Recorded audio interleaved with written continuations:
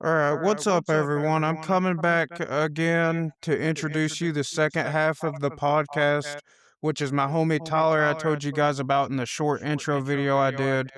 This will be another short episode. It's just not going to be quite as short as the little teaser trailer I did. Don't worry, we will be giving you guys a little sports to talk about before the end of the episode.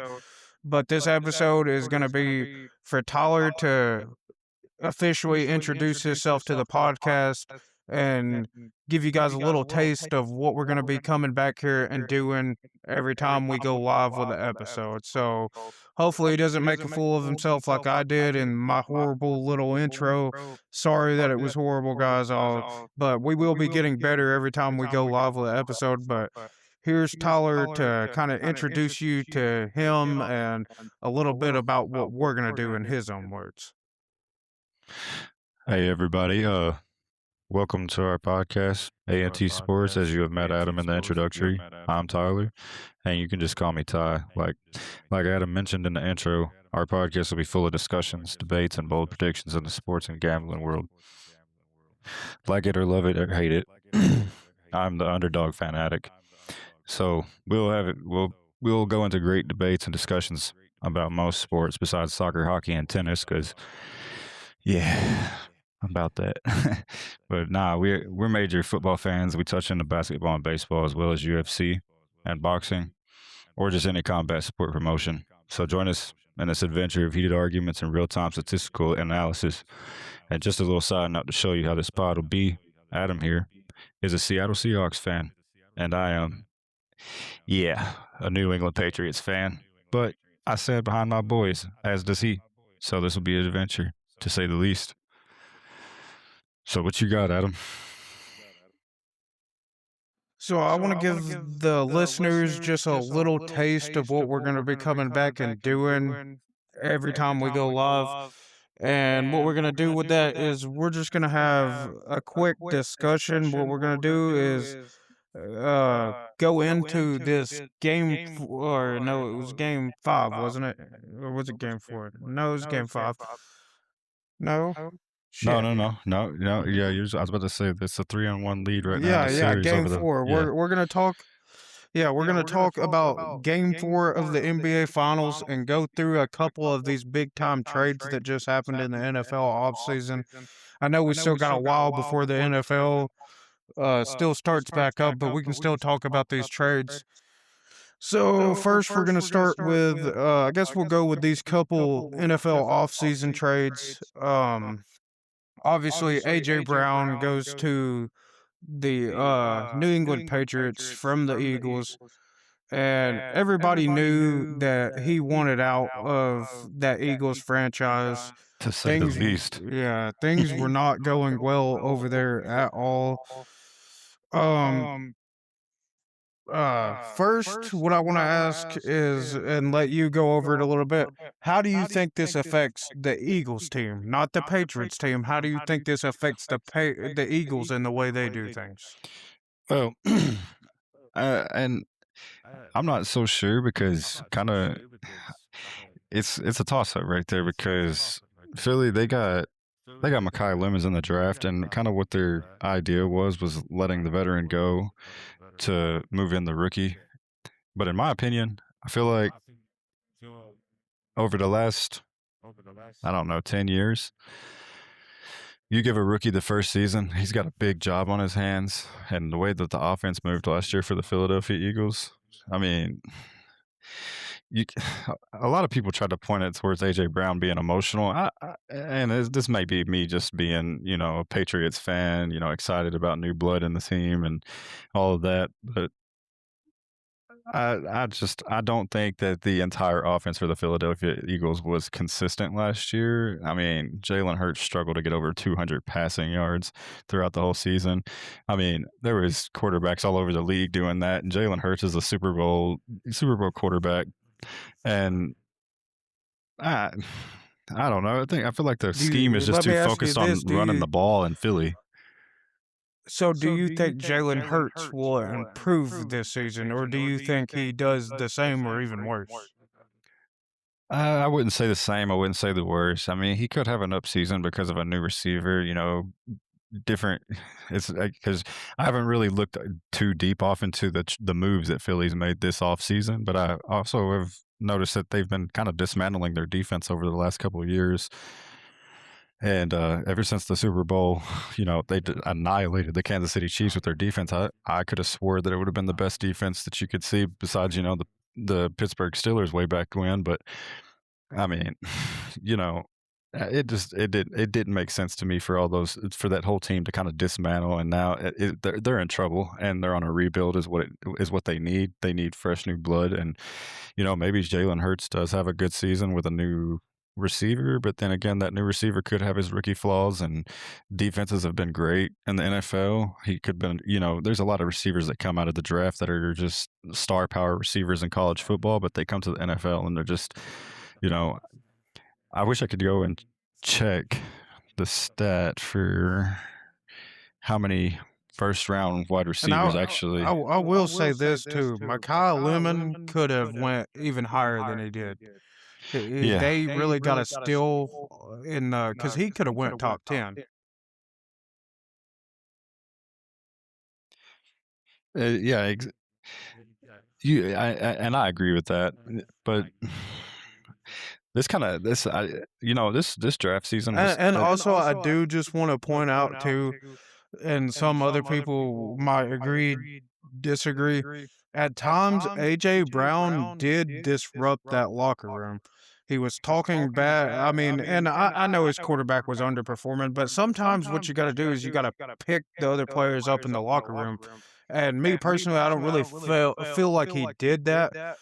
But obviously, with him going to New England, that's a whole different ballgame. Mike Vrabel has a personal relationship with him, and I think if Mike Vrabel felt like he would bring that type of energy to the Patriots locker room, he wouldn't have brought him in.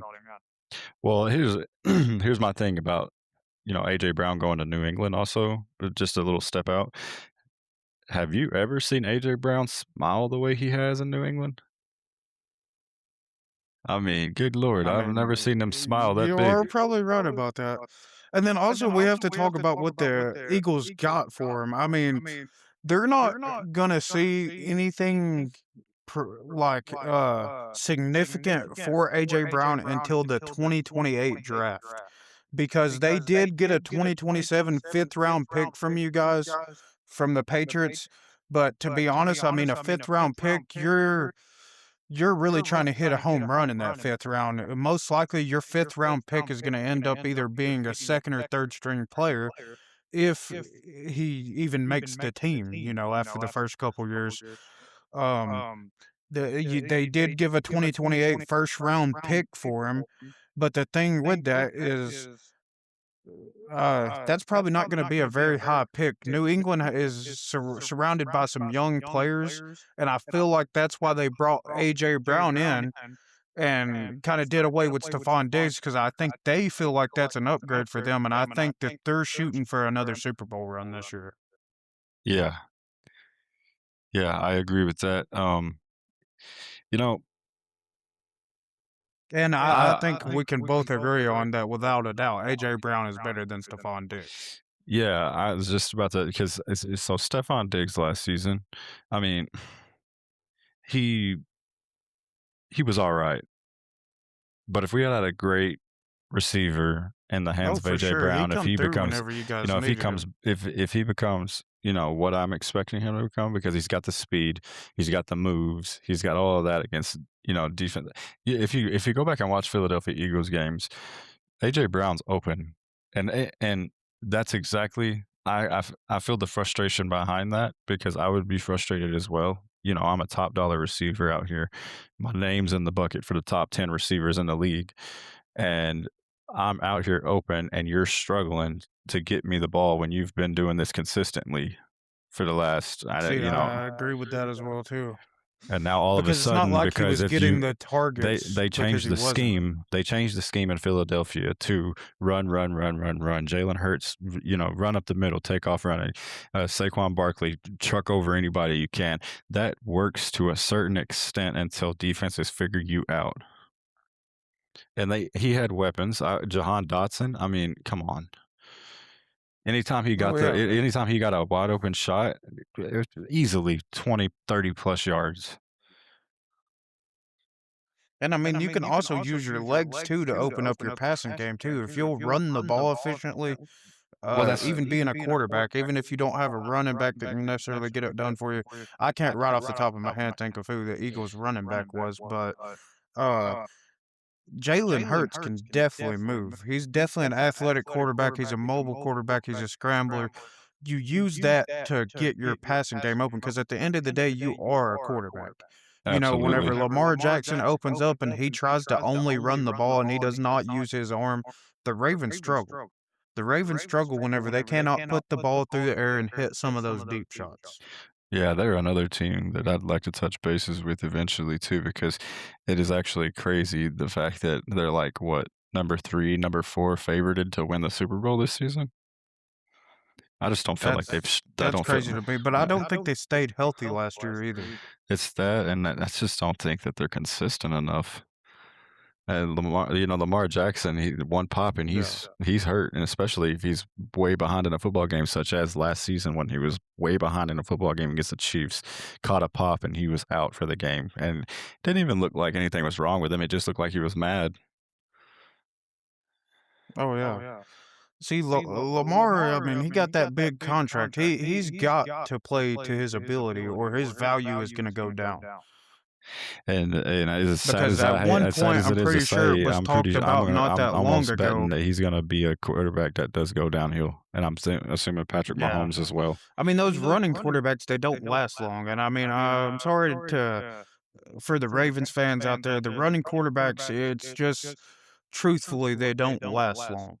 Michael Vick did not play in I mean, I guess he made like a little comeback, but he was never the same after, his prime years. He was not the same after that. He did make a return back to the NFL. He did try to come back, but it's like you can take Tom Brady, for example, and I know some people are going to be mad that I'm even bringing him up, but whenever you're talking about quarterback staying healthy, a quarterback that can jump off or jump up off the couch or jump out of the broadcast booth and come back down there and play, it would be Tom Brady. I mean, look at what Philip Rivers did. He wasn't a mobile quarterback. I mean, yeah, he took some damage throughout his career, but he basically jumped off the couch, come back, and performed. You know, I'm not saying he went out there and was throwing for 400 or 500 yards, but he was coming and he at least helped the Colts a little bit. Yeah, you know what? I I've been down that path of thinking that Tom Brady could come back. I just don't. Tom Brady's a busy man now, but hey, anything's possible. I Oh mean, yeah, I'm not Aaron saying Donald's that he's talking gonna about come coming back. back and playing for the Rams, so Yeah. All right. So we'll move on a little bit because we're not trying to go any longer than about 25 to 30 minutes on this episode. We're at 13 minutes. Our episodes, just so everyone knows, are gonna get longer. Like tomorrow night, whenever we get on here, our goal is around an hour. But whenever we start talking about UFC, it's about like how we're talking about this football here because we only have a couple football topics we're trying to cover, and we get to talking. We get to talking. absolutely. And you guys haven't even heard us really get to debating or arguing yet. Just wait till our opinions are different. But all right, so another major thing that we'll go ahead and hit on this just real quick because this is just a small subject. As everyone may know, Patrick Mahomes just got a contract extension, and I'm pretty sure they gave him more money as well. They extended him, I think, 2 years, I believe. And to me, if you want my opinion on that, that's kind of strange coming off the season Patrick Mahomes just had. First of all, he could not stay healthy, and the Chiefs were completely irrelevant this last year.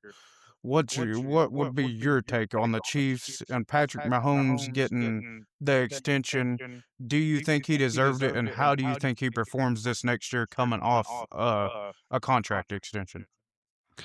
Well, to be exact, the 2-year extension added $239.05 million in his new money to his previously reworked deal. So he's valued at $504.75 million. That's Do crazy. we see the quarterback that we're discussing right now on the field last season? What's different? And I don't mean to bash you at all. I'm sure that you could probably agree with me, but the only change I've seen the Kansas City Chiefs make is a change at running back, and that's Kenneth Walker from the Seattle Seahawks. Now, Kenneth Walker, here's okay, a lot of Chiefs fans are excited about this Kenneth Walker trade. Kenneth Walker was the Super Bowl MVP, yes. But if we go back and we look at the season stats for Kenneth Walker, I'm going to pull it up right A lot here. of people also don't know this. I'm going to throw out a fact that a lot of people don't know. Zach Charbonnet had the majority of the carries for the Seattle Seahawks, not by much, but that's why Kenneth Walker ended up leaving the Seahawks because Zach Charbonnet got the upper hand on the amount of carries. That came into why he left the Seahawks. So, yes, Kenneth Walker was technically our starter, but he has had health issues as well too. Absolutely. And see, last season he had an all right season. He barely nudged over 1,000 rushing yards. Um, he didn't look that efficient throughout the season though. And No. it's gonna be a healthier Kareem Hunt situation. And Like, you also have to think too, what he did this last season, he did behind the league's leading leader in receiving yards as well too. exactly, exactly. So is it? I mean, it could be an upside in KC, but I really doubt it because Kenneth Walker's been in the league. This is his fifth season, and I mean, first season 1,050 yards, second season 905 yards, third season 573 yards, and then last season 1,027. That's not even his most rushing yards last season, but he won Super Bowl MVP. So, I mean, New England Patriots could not stop the run to save their lives because I think they were too busy on the air traffic of JSN. And I mean, we just got kind of fooled the whole time, and Kenneth Walker kind But of see, just the ran the whole dirt on time us. Seattle was on this big run, it never was Kenneth Walker is leading us there. The thing is if you could give Super Bowl MVP, I think anybody would say it was the defense as a whole, but you can't give a Super Bowl MVP to 11 players. You got to give it to one. And You know he what I'm had the saying? Like and the he had the shiniest defense, stats. like, because obviously, with me being a Seattle fan, you're a Patriots fan. We sit there and we watch that whole game. We watched every game throughout the season, the Patriots and the Seahawks. But see, Seattle was led by their defense, period. As a whole, they were led by their defense. It was never Kenneth Walker is the reason why we were here. I don't think I ever heard anyone say that. Yes, he won Super Bowl MVP. He had good stats in the playoffs. He was a decent rusher throughout the season, a basic rusher, a basic rusher. But the Seahawks had, I mean, statistically, it was the top three defense in the league. But if you hear a lot of these experts talking, a lot of these analysts talking, Seattle had the best defense all year, and that's what they were led by. Seattle was not there because of Kenneth Walker. That's not me being salty. They got rid of him. He wanted too much money. We moved on to Jadarian Price. Well, I don't really know how it's going to work, but if I had to guess, they're going to split the carries between Jadarian and Zach Charbonnet, which will probably look good. Because if you look at Jadarian Price's highlights, it's kind of like a version of Kenneth Walker. Yes, I agree with you right there. See that he was okay. So Kenneth Walker, he went asking for more money, just like you had said, and Yeah. just because you have one breakout game, and it would be in the Super Bowl, and I get that, but Well, he you had a know, decent playoff run. It wasn't just the Super Bowl. He had a decent playoff run. yeah, he had because the games before that it was like receiving, right? Yeah. Yeah. Yeah, a mix of receiving and rushing, but To be yeah. exact, Kenneth Walker had 135 rushing yards on 27 carries. He averaged 5 yards, 5 yards per rush, obviously, and you know, but no touchdowns. It's wild. But yep. All right, so So we're gonna yeah. move forward. Well, unless you have anything else to say about the topic, you can go ahead. No, I was just gonna say, it could be a good move for KC, new blood at the running back, but I just don't see Kenneth Walker breaking out no more than he did last season. And that's just if the Patrick Kansas Mahomes is City. gonna have to do something through the air to get Kenneth Walker going. That's the only way we see production from Walker. Yeah, because Kansas City the last couple of years have just had a weird scheme at running back. It's just, Isaiah Pacheco is actually a really good running back in my opinion, and they could not. It may have been just he wasn't healthy, so to speak, because he did come back off an Yeah. injury at the end of the season. But I would have tried to ride it out with Pacheco because Pacheco when he was healthy, man. So All right, so we have two more topics we're gonna get through with this episode. We're gonna go through this Browns trade real quick, and then review Game 4 of the NBA Finals. We're not gonna go into our predictions to what we think's gonna happen in the future. We're gonna save that for tomorrow. Our episode tomorrow is gonna be the NBA Finals as a whole and our predictions throughout the rest of the finals and what we think will happen. But we are gonna review the Game 4 here in just a minute. But let's get to this Brown and Rams trade. And I know what everyone is thinking right now. With you being a Seattle fan, you can't really be too happy that the Rams picked up Myles Garrett. And if you're thinking that, you are correct. This trade didn't particularly excite me because obviously the Seahawks are gonna have to deal with that at least twice a season, if not 3 times like they did this year. But first of all, we're gonna start with this. Do you think the Rams overpaid? Or do you think who do you think got the best of this deal, basically? I think that For everyone who Cleveland. don't know, the Rams gave up Jared Verse, a young edge rusher. He is a really good player. 2027 first round pick, 2028 second round pick, and a 2029 third round pick.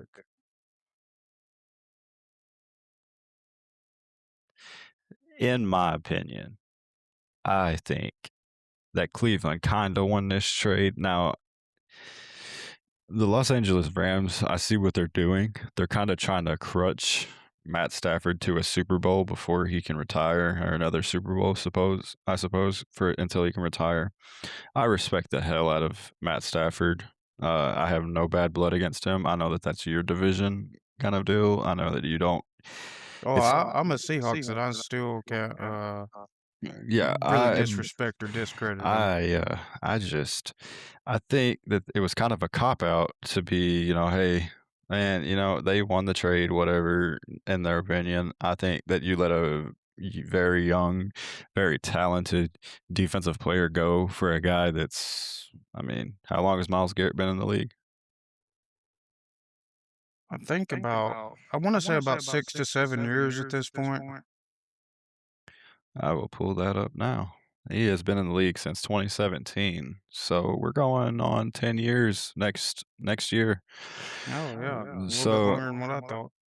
yeah, so I mean, again, Jared Verse, I thought phenomenal at defense. I mean, he pretty much Oh kept yeah. that defense alive over in LA last season, and now Cleveland's got him.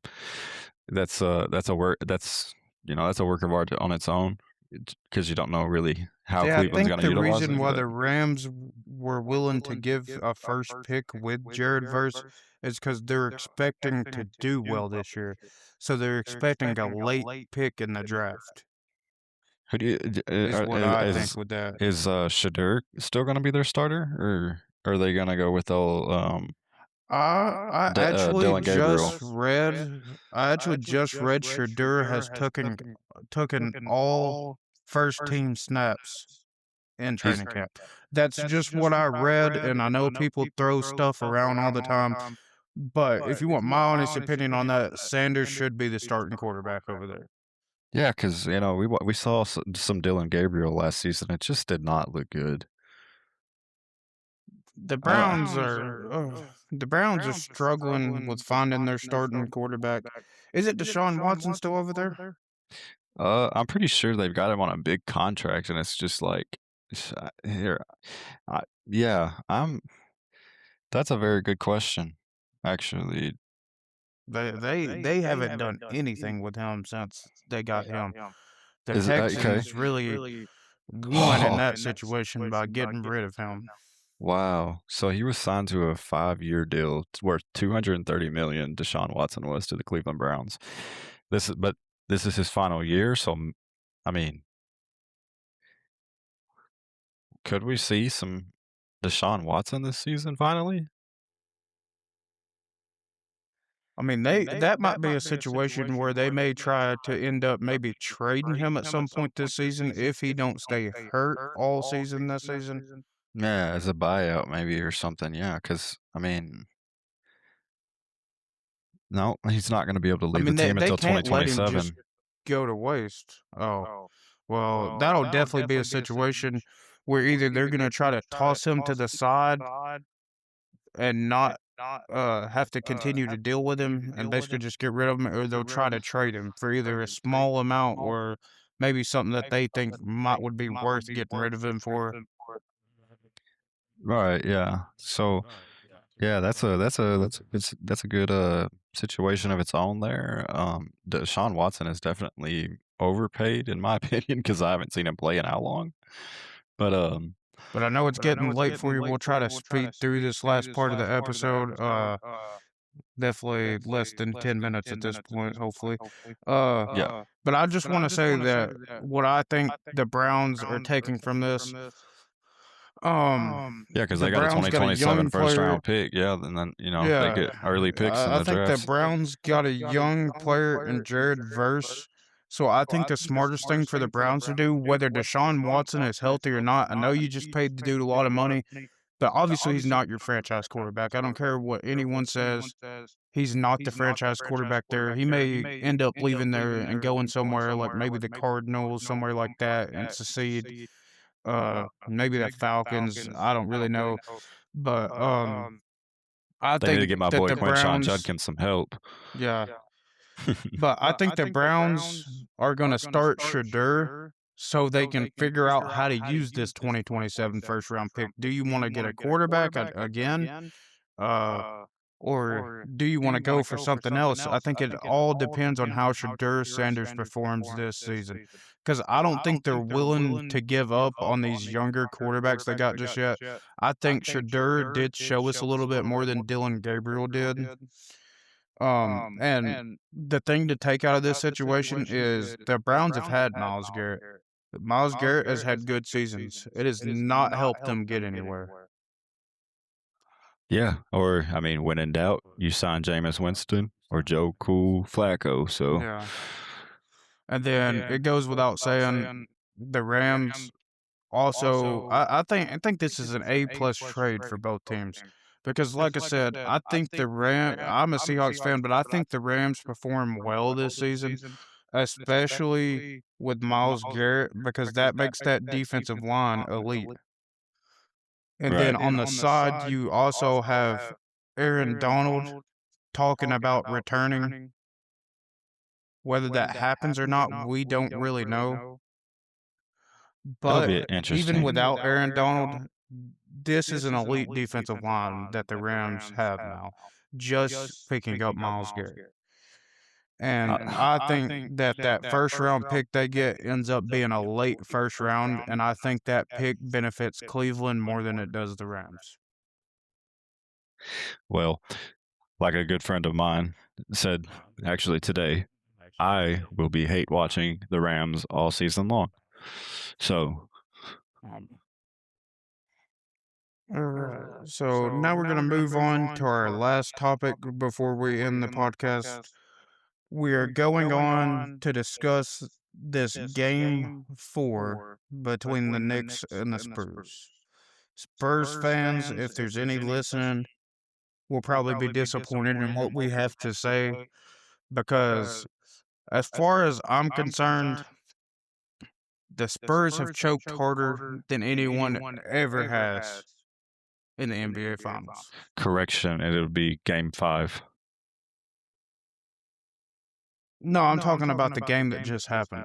Oh, the game that just happened. I got you. Okay. Okay. Yeah, We'll be yeah, talking we're about the gonna future talk game about the tomorrow, game that correct? just happened. Gotcha. Yeah, we're gonna talk about the future game and what we think will happen in Game 5. Okay. Gotcha. But let's talk about this Game 4. What did you see on both sides that you liked and disliked? There's probably a lot of dislikes for the Spurs, but we'll still talk about it. There will. The fact that Wemby supposedly only made, what was it, 2 shots in the second half? 9 for 25 the entire game. I mean, he did, 13 rebounds, but in 20, it's just, this series has been. I'm going Knicks and 5 because I think that there's been a trend of teams winning away games, and yesterday was kind of just one of those deals where San Antonio was supposed to win. They were up by, what was it, 29 in total, and It was just yeah. completely dropped the ball. I mean, See, the Knicks. this isn't the first time the Spurs have done this. They've had, besides like one game, I believe, I think they've had a double-digit lead in just about every game they've lost to the Knicks in this series. Yeah, and I mean, see, last night the scheme was the Spurs were supposed to win, and that would have been, what was it? What is it? 5 games in a row, I think it was, that a team has went on the road and won, and that would have been a 5 or 6-0 trend right there. But the New York Knicks broke that, so now it's like a 4-1 situation, and now the Knicks are going on the road to play the San Antonio Spurs, and I think there's just going to be a big upset in San Antonio Saturday. I think that everyone should get ready for the NBA Finals to end Saturday, because See, I mean, my honest opinion on Wemby, if you want my opinion on Wemby, and I know some people are going to chuckle a little bit whenever I say this first part. My issue isn't necessarily that he went 9 for 25. My issue is that he went 2 for 8 from 3. And here is why. The Spurs, their coach, I'm guessing it's their coach, he's not trying to play smart basketball right now. And here's why I will say that.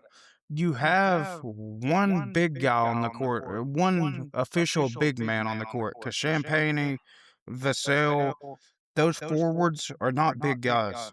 They're not.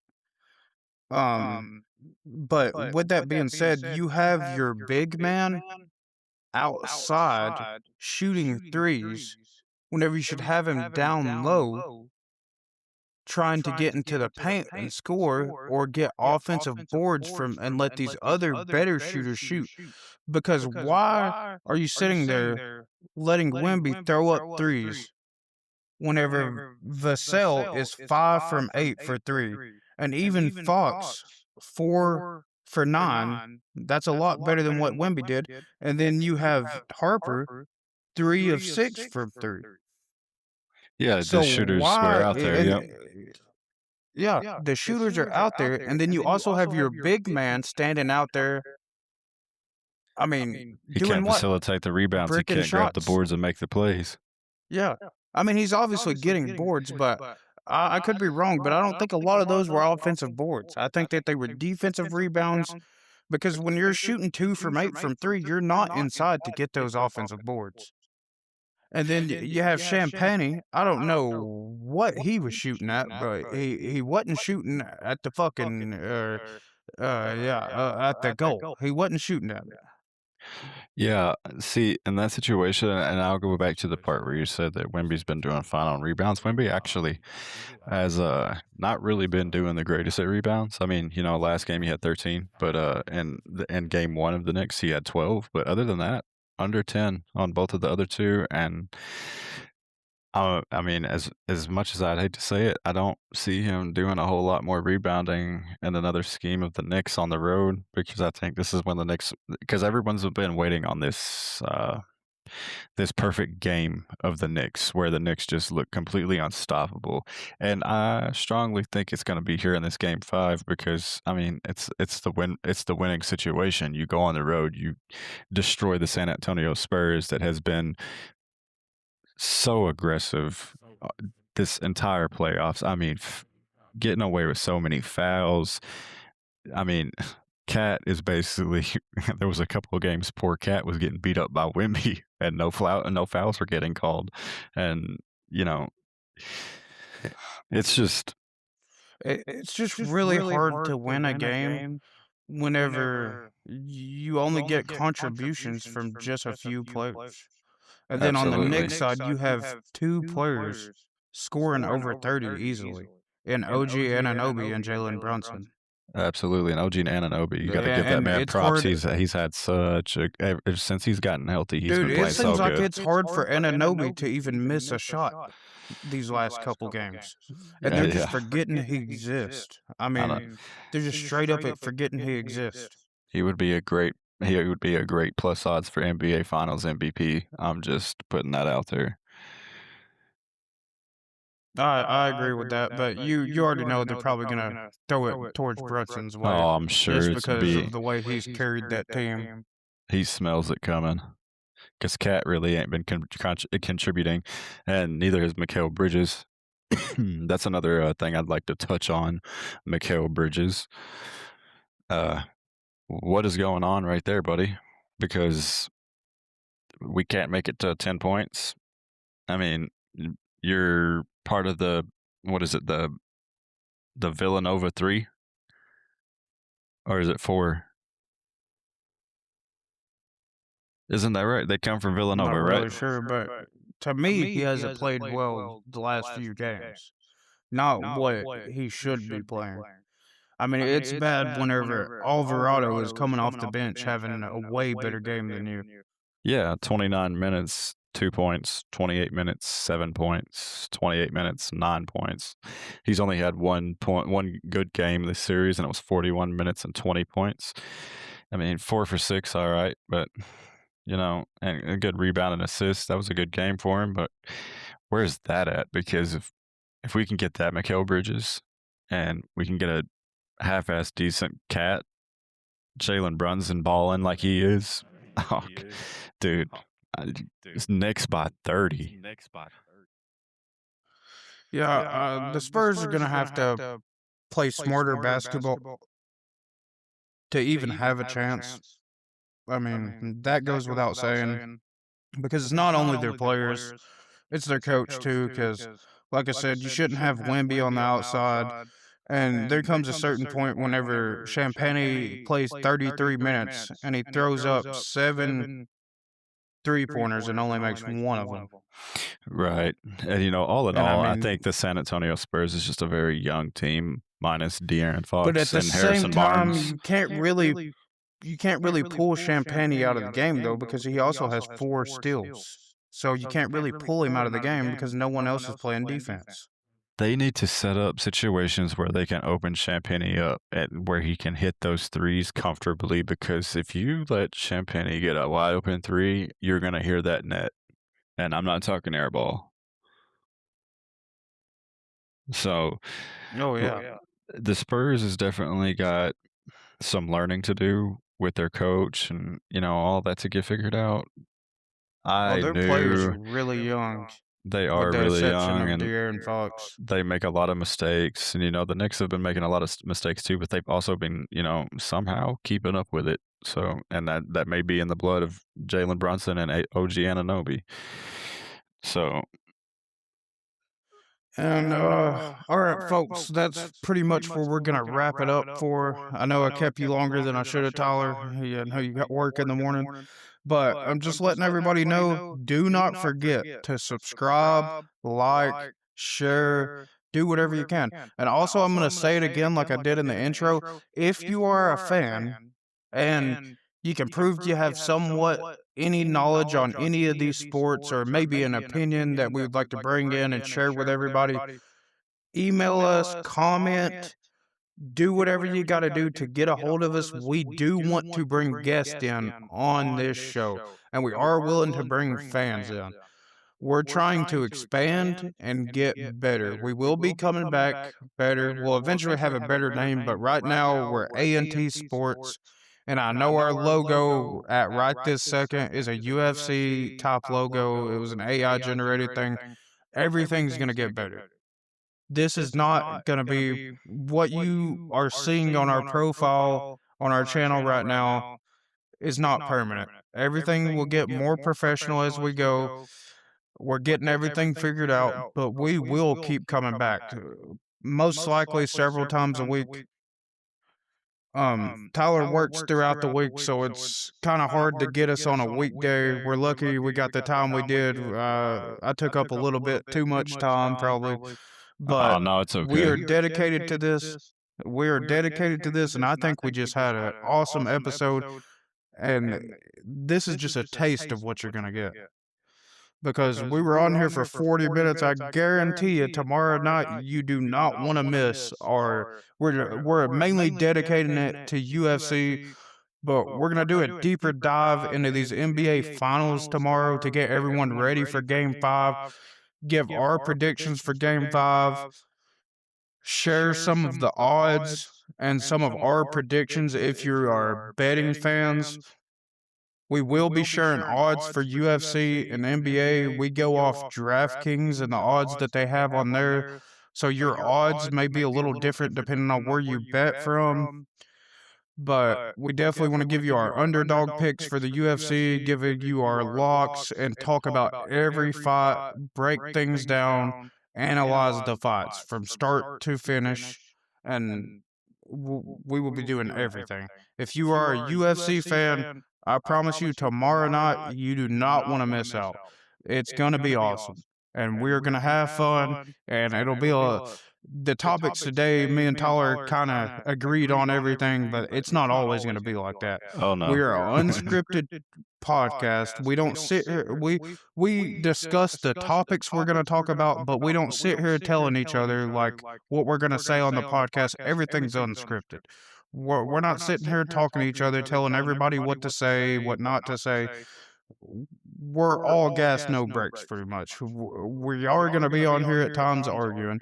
We are going to be debating. We are going to be disagreeing. And I know for a fact we're going to be disagreeing about this UFC.